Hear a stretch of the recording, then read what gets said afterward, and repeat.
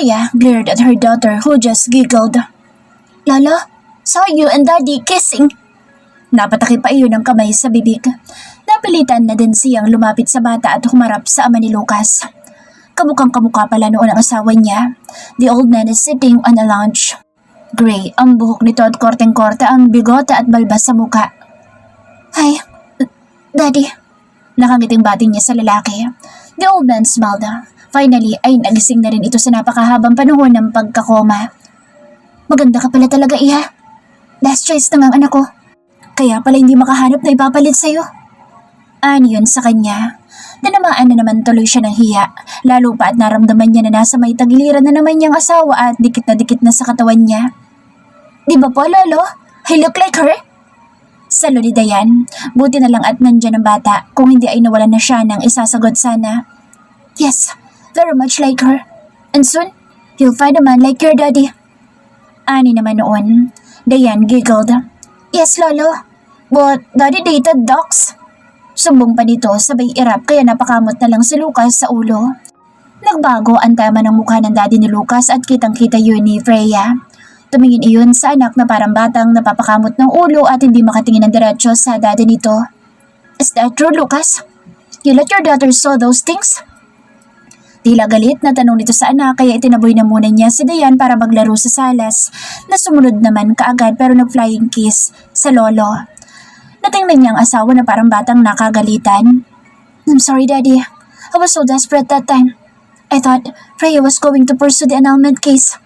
But we're okay now. Dad, please don't get mad. Baka mapano ka pa. Anito na bahagya pa lumabi. That wasn't an excuse. Buti na lang pala nagising na ako. Kung hindi kawawa naman na mag-ina mo. Nairata pa rin nalita niya nito kay Lucas. Dad, I love my wife. Kahit hindi ka pa nagigising. Dati pa lang mahal ko na siya. Nagkamali lang ako kaya muntik masira ang pamilya ko. But we're trying to build it now. Happily. Ani naman ito. Medyo lumambot ang anyo ng matanda kaya parang nakahinga na siya ng maluwag. Ang hirap din pala sa kalooban niya na nakikita niyang parang bata na nasasaktan ng asawa niya. I'm sorry about my son, Iha. Baling nito sa kanya.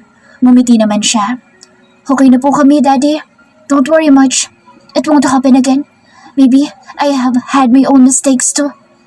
It was not just on Lucas after all. Anya at sinulyapan pa ang asawa na hindi na naman maihiwalay ang mga mata sa kanya. Tumango si Lucas. Yeah, I think I saw that. Tila makahulog ang sambit noon kaya parang nag-blush pa siya. Ang tinutukoy yata noon ay ang nakita nitong paghahalikan nilang mag-asawa. May flight ako bukas. Bibisita ako, Iha. Paalam nun sa kanya. Po? Agad-agad po, Dad? Gulat na tanong niya. Oo, gusto ko kayo makita at makilala mga magulang mo. Sure, Dad. Para po makilala niyo naman ang buong angkan ko. Sabi na lang niya. She feels excited to meeting the old Lucas. At malamang kapag nagkaanak pa sila ni Lucas ng lalaki. Lucas the 7th na ang ipapangalan nila para hindi masira ang ordinal number sa pangalan ni Lucas. Si Lucas lang daw ang isang nalihis, pero ginawa pa rin na the 7th ang anak. She just loves it. She loves thinking about it, about having another baby. After talking to the old man, Freya prepared herself for work. Total, wala naman na si Dexter ay pwede na siyang lumargang mag-isa sa inaasikaso niyang bahay ng politiko. Ilang linggo na din niyang napabayaan iyon simula nang mabaril ang asawa niya kaya binisita na lang niya. She smiled upon entering the house. Sumalubong na kasi kaagad ang gwapong mukha ng asawa niya. Sinong hindi mapapangiti? It's late, babe. Bungad ni Lucas sa kanya nang makapasok siya ng kabahayan. Kanda-haba na yata ang leeg nito habang tinatanaw siya. He cupped her head and kissed her lips aggressively. It was an intense one. Napahagikik pa siya sa ginawa nito kasi nang bumitaw siya ay parang humabol pa ang labi nito sa kanya. Bitin na bitin ang subungaw sa mga mata ni Lucas. She kissed her husband's cheek instead. I'm sorry, babe. Nag-overtime ako kasi nahihiya na ako. I was supposed to finish that project in 2 weeks' time, but I didn't. Don't fret. I'm here. Niyakap niya ito sa batok. Gumanti naman ito ng yakap at nakakatunaw na titig nito sa mga mata niya. Noon lang niya napansin na hubad pala ito at may bago sa katawan nito ngayon. Tumako ang mga mata niya sa leeg nito pababa sa dibdib nito at wala sa loob na nahimas niya ang tattoo ni Lucas sa parte kung saan ito may opera. Bago. So lumabas pala ang mag-ama niya kanina. The scar wasn't visible. Hindi yun napapansin dahil sa bago nitong tattoo. It's her name and Diane's na napapalibutan ng design na bulaklak. May stain ka na. It's not removal, babe. Sinalat niya iyon ulit gamit ang hinduturo niya but made sure na hindi mariin ang paghaplos niya. Lucas caught her hand. Kinagat nito ang hinduturo niya. Shit, parang kiniliti siya sa ginawa nito. It's better. Kaysa makita yung pilat. Mas magandang tingnan, di ba? Nakangiting tanong nito sa kanya. She looked up at her husband. He has that kind of smile. She exactly knows so well. Hindi simple. Pilyo at nang aakit iyon. May binabalak ito at alam niya iyon. My name and Diane's. Her brows furrowed. Nagpapalit-palitan ang titig nito sa mga mata niya at sa labi. Yeah. His voice became rough and sexy. Parang may kakaiba talaga sa kislap ng mga mata ng asawa niya at sa ngiti. Another baby? Another name? He uttered softly. He started to plant soft kisses on her face.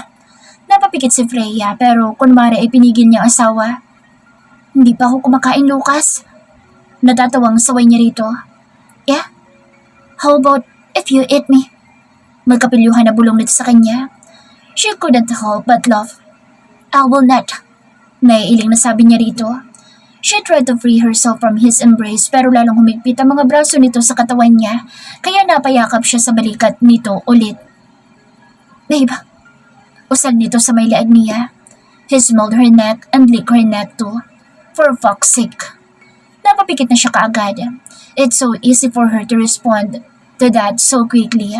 Mataas ang hormones niya ngayon. Sa oras na bumigay siya dito ngayon, alam niya sa sarili na malaki ang tsansa na magbuntis talaga siya ulit. Kaagad na tumaas sa mga balahibo niya sa katawan sa simpleng galaw na iyon ni Lucas, kaya hindi na niya iyon pinagtakhan pa. His hand moved down on her thigh, just under her skirt, paakyat. Wala pang ilang segundo ay nakarating kaagad ang kamay nito sa gustong marating. She parted her mouth as Lucas looks at her face. Nanunukso ang mga titig nito sa kanya. She held his head tighter and her moan was dropped inside her mouth. Nakalimutan niya bigla na tinitingnan niya ang anak nila na malamang ay natutulog na. He kissed her intensely. Halos mabuwal na siya sa kinatatayuan sa pagkadiyo dahil sa halik na iyon. She even panted after he released her. Can we, babe? Halos mamaos na ng gusto ang boss nito sa pagtanong sa kanya. Pinakawalan nga nito ang mga labi niya pero ang kamay ay naglilikod pa rin. At dahil doon ay parang hindi na siya makapag-isip pa. Nakaawang lang ang mga labi niya at nakapikit ang mga mata. Can you? Balik tanong niya rito at napilitan siyang magmulat. Sus ko, anong klaseng tanong iyon? She's ready now. She wanted him to and she couldn't just say no. Bago man lang sila bumalik sa trabaho ay gusto niya talagang nagsasama na ulit sila bilang mag-asawa. She met his eyes, smiling at her, seducing her. Lucas smirked and she just remained staring at him. Freya! Ang lakas ng boses ni Lucas nang bigla siyang magising at wala siyang asawang kinamulatan sa tabi niya. Jesus! Walang pakundangan niyang initsa ang kumot at baliwalang tumakbo papunta sa pinto ng kwarto. Kinabig niya iyon at nagtatakang mukha ni Freya ang kanyang nabungaran. Papahigop sana ito ng kape pero nabitin dahil sa kanya. He sighed and without a word, he hugged her. Akala ko, nawala ka na. Anya rito. Silly, sinilip ko lang ang anak natin saka kumuha na rin ako ng kape. You want?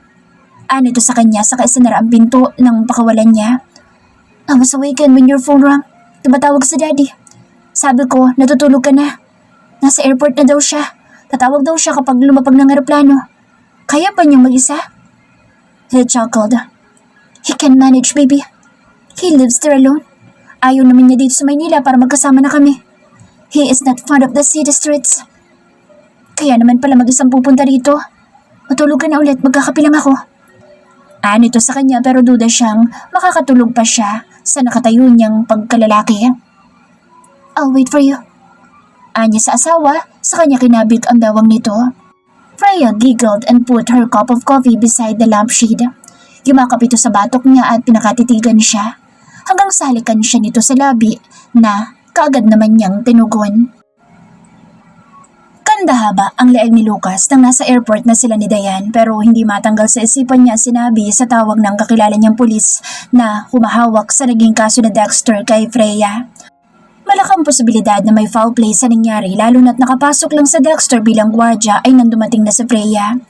Parang suicidal na daw ang lalaki na hindi maisip ang kahihinatnan kapag pinagtangkaan ng isang Freya Rosales. Wala naman siyang maisip na taong gagawa noon kay Freya. Si Queen lang naman ang umaway dito. Kung si Patricia naman, wala namang kakayahan ng babae na iyon na magbayad na lalaking may sayad. Pero matagal nang wala si Queen sa mundo nila. Matagal na niyang hindi nababalitaan ang babaeng iyon. Ang huling alam niya ay may pamilya na iyon at nasa France na naninirahan. Para na siyang nalito at hindi niya alam ang gagawin. Napakasaya pa naman niya dahil sa nangyari sa kanila ni Freya tapos ay masisira lang ng isang balita tungkol sa nangyaring pagtatangkas sa asawa niya at iisa lang ang nasisiguro niya, ang protektahan ng kanyang mag-ina kahit na sino pa ang nagtatangka sa buhay nila. Tita Cecil! Napatili si Diane kaya agad siyang napalingon. Nakita niya si Cecil na naglalakay papalapit. May kasamang isang lalaking matangkad na parang hinugod sa kung saang parte ng garbage dump. Hey Diane, kumustang inaano ko? Walang dala si Ninang, hindi ko alam na magkikita tayo eh. Tumingin sa kanya ang babae at bumuntong hininga. Okay lang po Tita Ces, we're waiting for my lolo po. Lolo? Takang tanong noon sa bata. Opo, si Lolo Lucas. He's from... Saan nga Daddy? Aklan, sweetheart. Sagot naman niya at muling tumingin sa kanya si Cecil. Kamusta? Mapait na tanong nito sa kanya. Was nearly buried. Nabalitaan ko nga. Anyway, butit ligtas ka kahit paano. Kawawa naman si Diane kung namatay ka. God will never take me away from my family again. We've suffered long enough, living apart. Don't be self-assured, Lucas. Mapaglaruan tadhana. Pero sana nga dahil kawawa naman si Diane. Ngumiti si Cecil sa bata at pinisil ng konti ang pisngi. Hinalikan pa noon ang anak niya na yumakap naman doon. He cupped his eyes to Cecil as the woman walked away. Cecil is so very bitter. Daddy, bakit galit po sa'yo si Tita Ces? Dahil ba sa mga docs? Nakatingalang usisa ni Diane sa kanya kaya napakibit-balikat naman siya. I guess so, baby. Bakit si Mommy? Hindi na sa'yo galit. Hindi ko rin alam, anak. Mabait kasi sa Mommy. So, you're saying na hindi mabait si Tita Ces? Ikaw may sabi niyan. Anya na nagpatawa sa anak niya. Hindi niya lang gusto ang pagiging masyadong naga ni Cecil pagdating sa kanya. Humaba ulit ang leeg niya at sumulyap sa relong suot. Nasa na ba ang ama niya? Napakatagal naman. Sabi na kalapag ng aeroplano. Lolo! Tali ulit ni Diane kaya napalingon siyang muli sa anak. Nandoon na sa likod nila ang kanyang ama. Nakangisi at parang hindi man lang nagkaroon ng sakit. May apo! Anyon at kaagad na kinarga si Diane. Nakangiti naman siyang lumapit sa ama niya at niyakap niya ito. Nasa naman ugang ko? Lucas chuckled for a while. She's just with her client, but you'll see her later. You're going to meet her parents too. Dapat lang, matagal na ako naghihintay sa bagay na iyan, anak. I'm so happy that finally, you decided. Let's go. Marami akong pasalubong sa iyo, po. Anito sa kanakangiting tiningnan si Diane. Siya ang humila ng luggage ng ama niya at akbay niya ito nang maglakad siya, pero agad na kinuha ng kanyang tauhan ang bagahe. Natutuwa siyang makita at makasama ang daddy niya ngayon. Natutuwa siya sa pagkikita ni na Freya at Lucas. Pakiramdam niya ay ito na talaga ang tunay nilang pagsasama ngayon. Sumulyap sa kanya ang ama at nagkatinginan sila. Idinikit niya ang ulo sa ulo nito at para siyang bata sa oras na iyon. My son, you've committed so many mistakes in your life, but I'm grateful because you had this smart girl. Anito na ang tinititigan ay si Diane. Me too, Dad. I regretted when I saw my daughter because I wasn't there when she was born. Ani naman niya na kinuha na ang anak mula sa ama niya. Hindi pa naman huli ang lahat, anak. Though, regret really came right after you realized the worst thing you've done.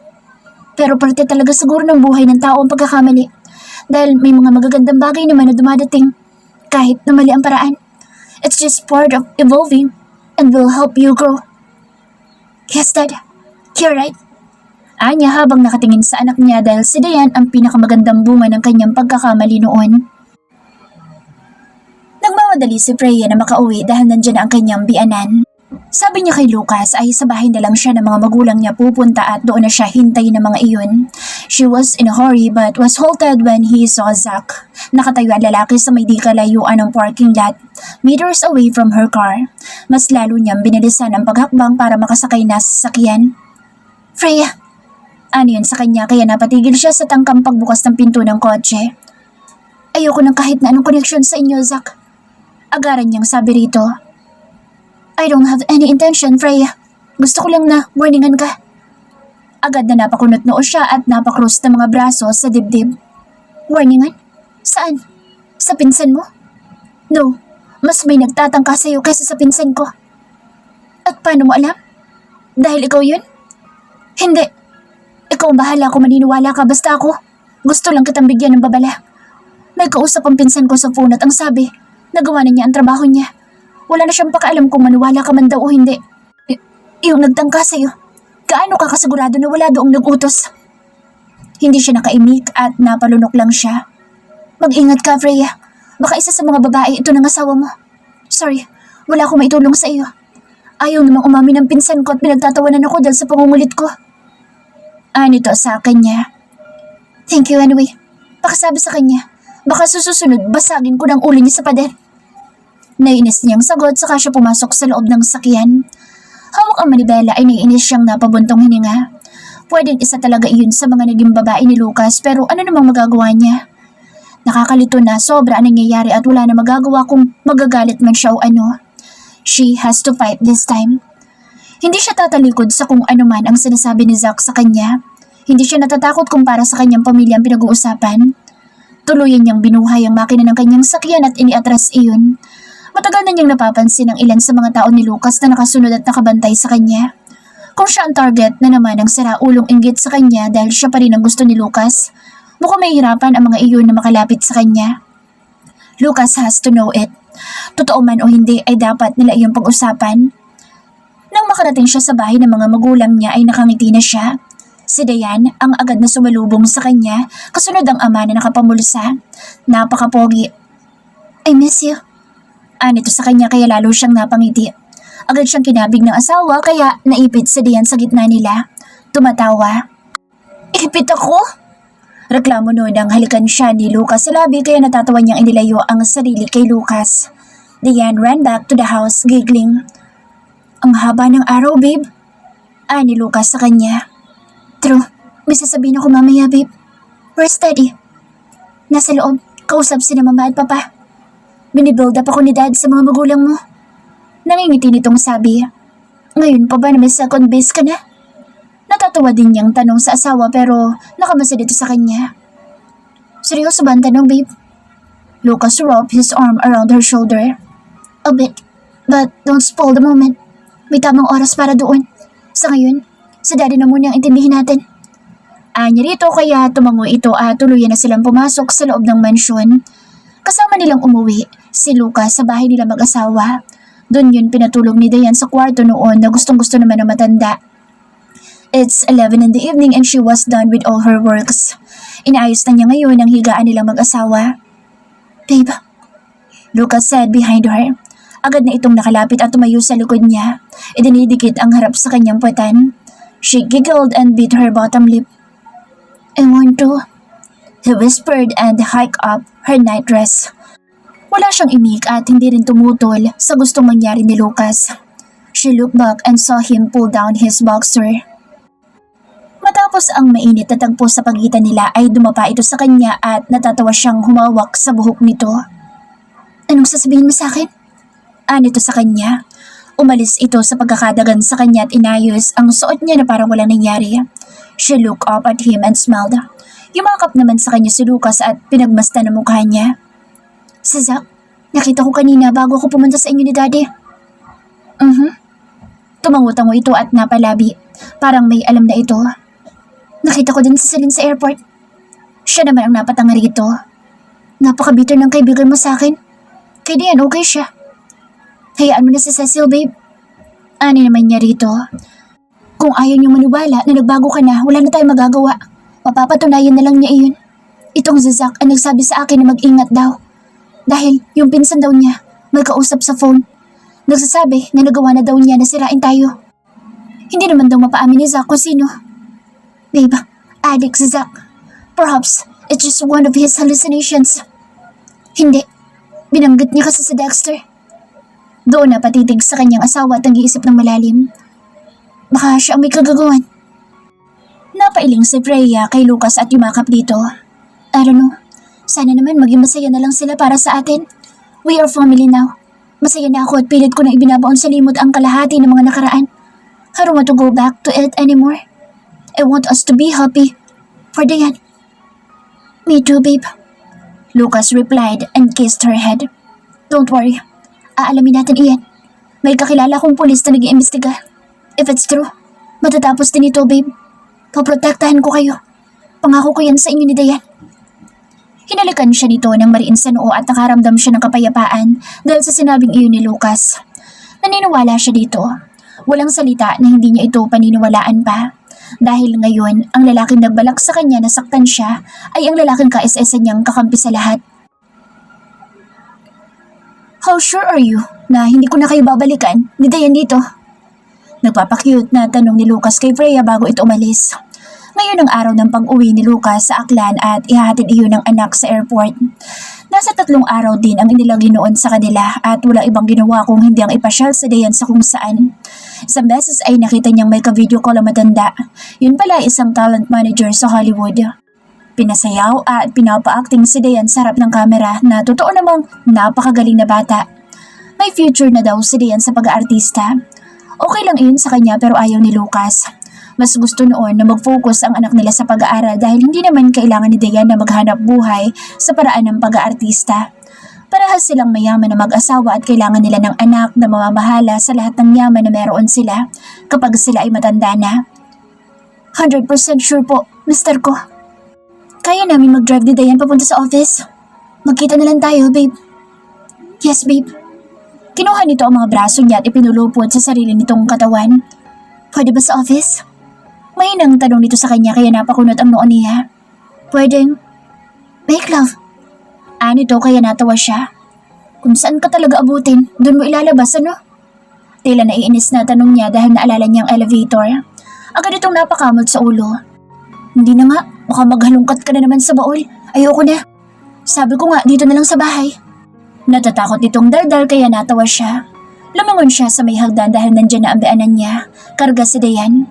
Sinalubong niya ang matanda at kinuha ang bata. Sa susunod, Dad, kami naman ang pupunta sa Aklan, ha? Anya rito saka ito niyakap. Hihintayin ko yan, Freya. I'll be just working there, waiting for my apo to visit me. Nakangiti noong sagot. Dad, ang mga gamot mo, ha? Ang gatas mo kahit ayaw mo na lasa, you have to drink it. Diane's still so young. Dapat magpalakas ka pa dahil baka madagdagan pa ang apo mo. Ani naman ni Lucas na ikinatawa ng ama nito. Mas malakas pa ako sa kalabaw. Ani naman noon at wala naman siyang duda. Nagyakap silang muli at saka iyon naglakad papalabas ng bahay para sumakay na sa sasakyan. When you visit Aklan, you'll meet my girlfriend. Anito kaya napatanga sila ni Lucas parehas. What the hell? Ang lakas ng tawa ni Freya sa reaksyon ng mister niya. At kailan ka pa nag-umpisa na magmurang kabates? Tila nabubwisit na tanong ni Lucas sa ama na pangiti-ngiti naman. It's been 2 years already. Taga-US si Feline. Pag uwi ko, nandun siya sigurado kasi nangako siya na pupuntahan niya ako. Damn it, sinong Feline naman yan at ilang taon na? She's still so young. Napakaganda niya, parang si Freya. Napatakip lang siya sa labi at nangingiti. Alam na niya kung kanino nagmana ang asawa niya. My God, Dad! Nailing na sagot ni Lucas. Magkaka-stepmother ako na baka mas matanda pa ako. Lucas, Dad is happy. Let him keep his girlfriend and just be happy for him. Ani naman niya sa asawa kaya napataas ito ng kamay. Okay, fine. Let's go. Baka naghihintay na ang Feline mo. Ano yan, pusa? Ang lakas ng halakhak ng ama nito at siya naman ay nakangiti na lamang habang nakamasid sa matandang bianan. Who will even suspect that this old man owns a production company abroad? Napakasimple ng ama ni Lucas na nakakaki short lang, running shoes at polo shirt. Isinakay muna iyon ni Lucas sa sasakyan bago sila binalikan ng asawa niya. Natatawa siya dahil parang inis pa rin ito na may girlfriend na ang ama nito. Hindi ko alam na lumalandi siya. Nagtatawagan kami pero wala naman siyang sinasabi. Inayos niya ang kwelyo ng asawa gamit ang isa niyang kamay. Lolo told me about Lola Philin. Ipapakilala sa akin ni Lolo kapag nag-video call kami. Anang anak nila kaya natawa siya at napakibit-balikat. Mukhang mag-isang kontra si Lucas sa pagkakaroon ng girlfriend ng ama nito. At kung taon na rin na may relasyon ng dalawa, ibig sabihin ay tunay iyon. Hayaan na siya. Basta mabait naman yung babae at aalagaan siya. It's about time for him to be happy. Okay, wala naman na ako magagawa. Hinalikan siya dito sa labi at nakangiti na nakatitig sa mga mata niya. Humalik din ito kay Dayan kapag kuwan tapos ay pinakamasdan sila. I'll see you at the office. Both of you. I love you. Sabay sila ni Dayan na sumagot at tumango naman si Lucas. Nanatili silang dalawa na nakatayo at nakatanaw sa mag-ama na papaalis. Hanggang sa tuluyan ng mawala ang sakyan sa paningin nila, kaya pumihit sila para mag-asikaso na rin ng mga sarili. Kunot noo si Freya na tumingin sa smartphone niya dahil ilang oras na nakalilipas ay wala pa rin tawag o abiso si Lucas kung nasaan na iyon. Bumangon ang kaba niya sa dibdib dahil mula nang bumalik siya, hindi ganoon ang kilos ng asawa niya. Parati iyon nag-update at sabi noon kanina ay papunta na ng opisina.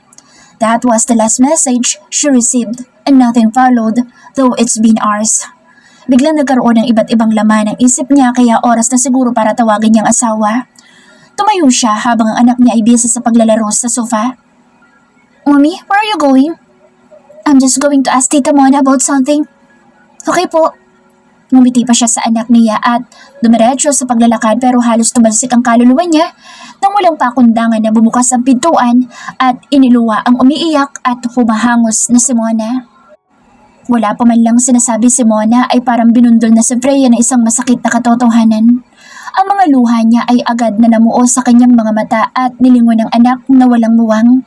Nakaawa ang mga labi na tumingin siya kay Mona at mas lalo siyang nagulantang nang parang mga basang sisiw ang mga tauhan Lucas na sumulpot din sa may pintuan. Ma'am, mangiyak-iyak na sabi ng isa sa mga lalaki. Na-aksidente po si sir. Wala na po siya. Agad yun na naiyak at siya ay hindi nakapagsalita. Tulala siya at napahawak sa sekretarya niya. Para siyang tinakasan ng lahat ng lakas na meron siya. Naglaho ang mga iyon na parang mga bula. She looked at Dayan again and saw how her daughter stopped playing with her toy and looked at her. Daddy? Tanong nun kaya pumatak ang mga luha niya. Hindi. Nabangga ang sasakyan ni Sir, ma'am. Hindi! She cried now and yelled, Hindi yun totoo! Tumangi siya at tuluyang napasalampak sa sahig, lalo na nang pumalahaw na ng iyak si Dayan. Daddy! Ano yun at kitang-kita niya ang luhang umaagos mula sa mga mata ng kanyang anak. Nakaupo pa rin iyon sa sofa pero ang lakas ng iyak na lalong dumudurog sa puso ng isang ina na katulad niya. Wala na po sa sir. Sabay sila ni Dayan na umiyak ng malakas at yun ang bumaba sa sofa. Tumakbo papunta sa kanya. Anong wala na? Paanong wala na? Patay na ba ang asawa niya? Ano pang silbi na lahat kung wala na si Lucas? Hinihintay ko siya eh. Anya kay Mona na agad na naiyak at napatakip sa labi. Sabi niya kasi papunta na siya. Look at my phone. Maya-maya nandito na siya. Anya at hindi maampat ang mga luha. Di ba, Mona? Sabi niya dito kami magkikita. Inihatid lang niya si Daddy. Babalik siya. Babalikan niya kami. Pumiksi siya kaya lalong umiyak ang anak niya. Mommy! Nito kaya agad niyang niyakap ang ulo at sinubsob sa dibdib niya. Hindi niya alam kung paano niya ito kakalmahin o aaluin dahil kahit mismong sarili niya hindi niya makalma. Daddy! Muling palahaw ng iyak ni Dayan habang nakatulala sa pader. Sobrang sakit na makita niya ang anak niyang ganito. Napakasaya nito kapag nasa bahay sila at magkakasama. Ngayon ay tila naglaho ang lahat ng iyon dahil sa nangyari. Twinnie! Bulalas na isang pamilyar na boses. Nagmamadali na sumulpot at pumasok sa opisina niya. Damn it! Naiyak si Felix nang makita silang mag-ina na nasa sahig. Agad yun na lumapit at niyakap sila. Kunin mo bata. Utos dito sa secretary niya pero agad siyang umiling. Diane's her strength right this very moment. Ayaw niyang mawala ito sa kanya ni saglit man. Ayoko. Dito lang siya. I want her beside me. She cried and looked up at her twin brother. Agad itong tumango at itinayo siya tapos ay kinarga si Diane. Upo. Upo ka. Utos ni Felix, sumisinghot. Pumasok kayo. Kayong mga tauhan dito. May mga pulis din at mukhang kanina pa nangyaring aksidente at siya bukod tangi na walang alam sa lahat. Kampante siyang nakaupo at naghihintay sa pagdating ng mister niya. Yun pala ay wala. Wala na siyang hinihintay. Huling yakap at halik na pala ang ibinigay nun sa kanila kanina.